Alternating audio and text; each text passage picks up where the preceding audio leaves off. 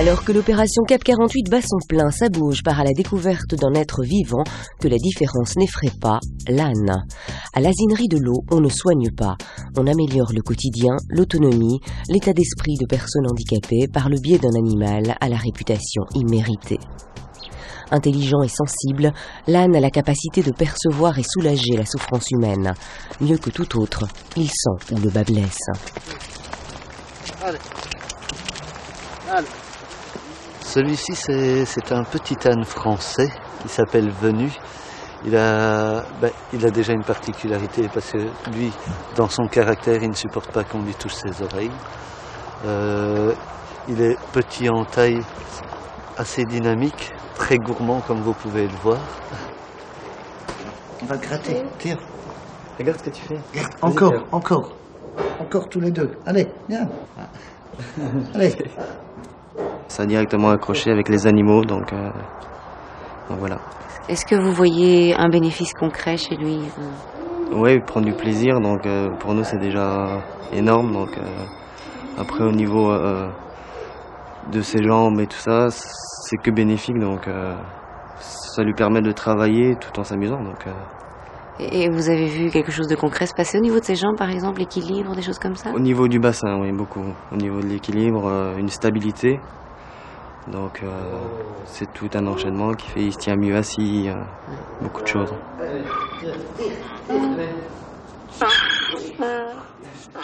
L'âne en lui-même est vraiment un médiateur. Et vraiment médiateur et permet, c'est un peu un alchimiste, hein, c'est vraiment c'est génial, permet aux êtres de s'ouvrir et d'élargir leur bulle.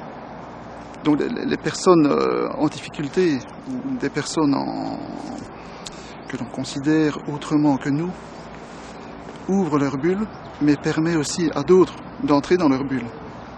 Et ça, l'âne sait le faire. Tout se fait principalement par le biais de la parole. Si vous voulez, on va travailler en relation triangulaire. Il y a le bénéficiaire, l'âne et l'asinomédiateur. L'asinomédiateur est là pour essayer d'interpréter le comportement de l'âne pour les bénéficiaires et vice-versa. Non, on met bien les mains. Non, comme ça. Voilà. Et la même chose. Comme ça. Voilà. On y va, Nino. Qu'est-ce qu'on dit pour avancer? Rouler. Ah, on dit aïe. Aïe. Aïe. Comment entre-t-il en communication avec l'humain? D'abord, il vous ressent. Parfois, on croit apprivoiser un âne. Je me demande qui apprivoise qui. Et puis, tout doucement, il y a un échange qui se crée, un partage qui commence à avoir lieu, mais c'est dans le non tactile. C'est l'approche. Ensuite, c'est un petit peu la confiance, une relation de confiance. Certaines personnes vont se débattre, vont avoir peur, vont avoir du recul. L'âne, il accepte la personne telle qu'elle est, même si la personne commence à frapper, ça arrive. Ou à se débattre, ou à vouloir s'exprimer, mais d'une manière un petit peu non conventionnelle. Il accepte. L'asinomédiation s'adresse principalement à des personnes ayant des déficiences, donc que ce soit des adultes ou enfants, personnes voiturées, donc à mobilité réduite, personnes caractérielles, hyperactifs, problèmes de confiance en soi. Attention, on avance, ça fait... Qu'est-ce que vous avez déjà pu observer comme évolution? Alors, comme évolution, on a eu l'occasion d'avoir donc des enfants qui n'acceptaient pas le contact, qui acceptent le contact aussi bien physique que juste un contact visuel, par exemple, ou parler. Donc, ça, ce sont des évolutions qu'on a déjà pu constater. Encore un peu, Théo. Pousse. Encore. Hop. Venez. Allez, pousse. Au niveau moteur, on a déjà eu des personnes qui avaient des difficultés à marcher, qui au fur et à mesure retrouvent un équilibre et peuvent se mouvoir de manière plus adaptée. Maintenant, on est une partie des branches permettant l'évolution. On ne se donne pas l'image d'être les meilleurs et de pouvoir tout résoudre. On est à une marche, on fait une marche et une marche après l'autre et on n'est pas les seuls à pouvoir aider à monter l'escalier. Ça fait 7 ans que je travaille à l'asinerie et il y a un enfant en particulier que je trouve qui a énormément évolué. Au début, il venait juste brosser l'âne, il s'arrêtait, je devais tout préparer moi-même et il partait en balade en montant sur le dos et c'est tout. Et au fur et à mesure, là, on a réussi à améliorer son autonomie. Maintenant, il brosse son âne en entier avec toutes les brosses, il nettoie les sabots lui-même, il va les préparer pour monter sur le dos. Et il arrive de plus en plus à diriger son âne en étant sur le dos. Et maintenant, il prépare aussi des attelages entièrement. Et il sait conduire un attelage parfaitement. En fait, il est plus sûr de lui. Bon, je dois dire qu'il fait beaucoup de choses à côté, mais ici, du moins, c'est quelque chose qui est très important pour lui. Il demande à venir. D'ailleurs, aujourd'hui, il a voulu m'accompagner parce qu'il savait que je venais ici. Et on voit qu'il progresse. Il progresse socialement, il a un grand retard de langage, donc du coup le fait de le faire discuter avec Jonathan de choses et d'autres, c'est toujours mon fils qui mène la conversation, mais il progresse énormément. Oui.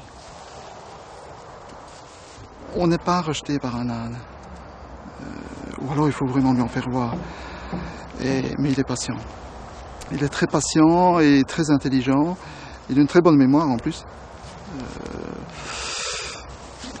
C'est un être vivant à part entière, c'est vraiment un être qui sait se donner.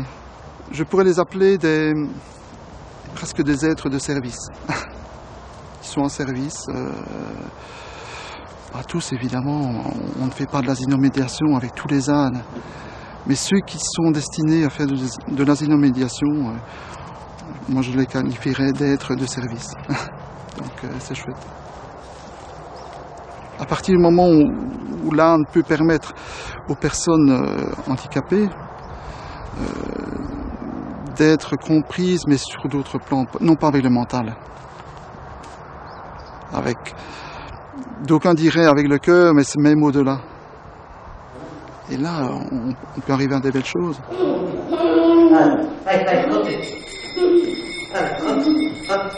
Nichée dans un coin de verdure gaumaise à Abbé-la-Vieille, l'asinerie de l'eau accueille toute personne en difficulté. Outre l'asinomédiation, elle a également mis sur pied des activités de réinsertion professionnelle et un projet d'économie sociale autour du maraîchage bio. La technologie au service du handicap. Si elle facilite la communication des personnes sourdes et malentendantes, les nouvelles technologies sont-elles pour autant accessibles à tous? Une question qui sera au centre d'un colloque organisé par l'EPE le 21 octobre au MAMAC de Liège.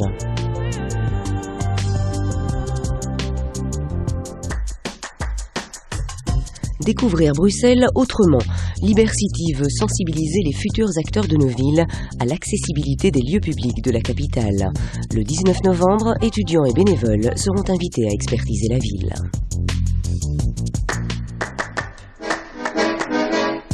Tout sauf la parole, un exercice de style à s'imposer pour apprendre à communiquer avec les mains et s'immiscer dans la culture sourde.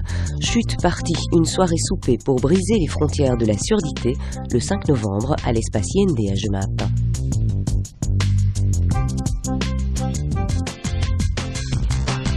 Pour voir ou revoir votre agenda en version sous-titrée, rendez-vous sur notre site internet rtbf.be/ça bouge.